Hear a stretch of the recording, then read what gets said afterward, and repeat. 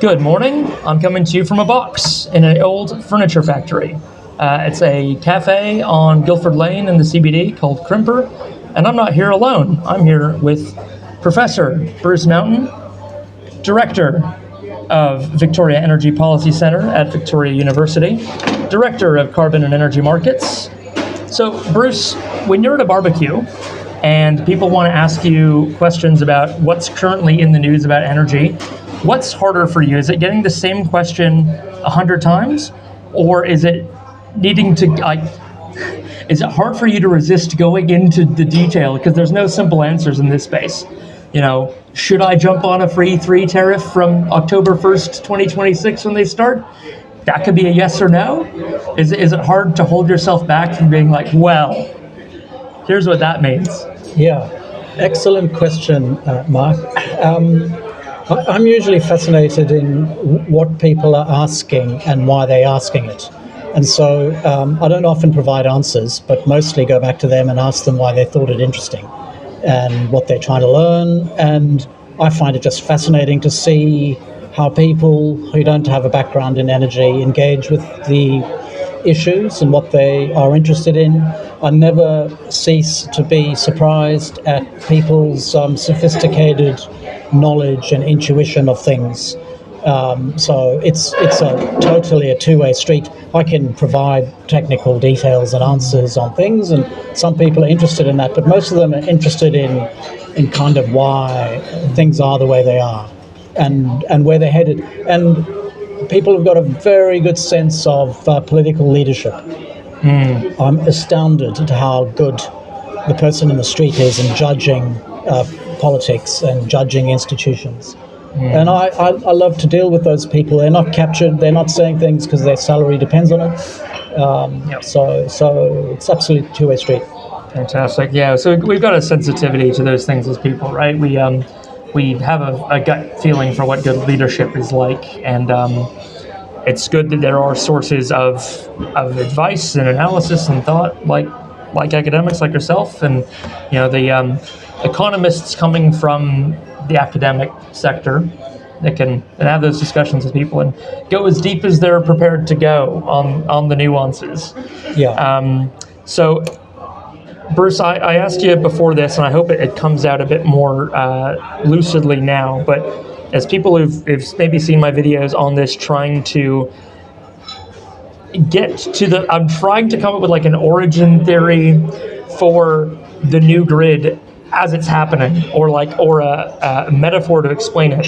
Because in my day job and in my life, I'm explaining energy systems, and I use water as the metaphor all the time. It's a system, it flows through, but we're going from a mechanical pumping system where the power is coming from over there to us, to this organism where the power is landing on our roofs, and then it's spreading out from there, and it's sponging up and then releasing when it's needed. So the water metaphor breaks down for my thinking, because even though some of us have rainwater tanks and are capturing our own water, we're not exporting that water back out through the system. Our road network is come about not in a way where we all just get to build our own roads for wherever we want to go, and the vehicles we drive, we haven't made ourselves at home and fueled at home. So all the metaphors around fuel taxes and excises and vehicle registrations and your daily supply charge is like the right to drive the car on the road,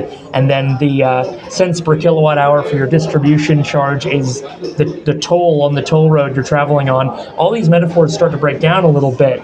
So I don't know if this one's any better. So maybe I'm hoping to get your opinion on this. Yeah. The new energy grid is like the education system. Education can come from home. It can come from institutions, large centers of this, like the stand-in for your traditional power stations, or it can be from someone teaching a child at home, like I was as a homeschooled kid. And they all need to be interoperable to some level, these various types of education and methods of education delivery. They all need to be regulated to a sense to make sure that everyone is reading and writing and communicating the same things. Do you think that metaphor has any legs, or should I shoot it now? So I kind of, the way I try and understand this, I've been in the electricity space for long enough to have seen changes over time from decentral in the origin of the electricity industry, utilizing local energy resources, principally small rivers. That was the main energy source, sometimes whale fat for street lighting, little sources of hydrocarbon for little generating units. The local mill for the local bakery, the Indeed. local forge Yeah. for the local blacksmith, Indeed. the local coal mine for the forge for the yeah, blacksmith. Yeah. highly decentral. Then between Edison and Tesla and others, slowly aggregating up The industrialization. at a microgrid level, then a mini grid level, then a regional level, then a national level, and then international, interregional trade. And scale economy in production, coal generation principally, nuclear allowed you to decentralize, or not decentralize, have central, but in a few locations, your production. And that became the underlying economics. People then got disinterested in electricity because bureaucrats and technocrats ran it. They just gave them standardized price formulations and people paid, and they saw it as a council rate. Suddenly, when you can produce locally, store locally, people start to engage again, and they know a kilowatt hour like a litre of petrol. And they can price petrol, they see the price all the time, they drive past it. Now, through their apps and what have you, they get a sense of a kilowatt hour as a unit. And suddenly they're engaging again on production, and that's where things are headed. And so now we've got the infrastructure to operate it, and most importantly, you've got the storage and the production locally. And that's where things are absolutely headed here, everywhere. One oil crisis after the next just accelerates the change. And rich country, poor country are getting variations of the technology just to kind of meet their needs. I'd love to see a retraction of the bureaucrats and the technocrats with they're looking after their patch, trying to control. They've got top-down view of the world, but they have to catch up with economic and a societal change. So the sooner the better we get that. Power lies with the people. I think they can learn very quickly what the essential commercial constructs are and engage in those. And it turns out they are interested in them. Don't ask me why on some of the detail. Don't ask me why the marginal saving on my switching my dishwasher and what have you, and then a battery.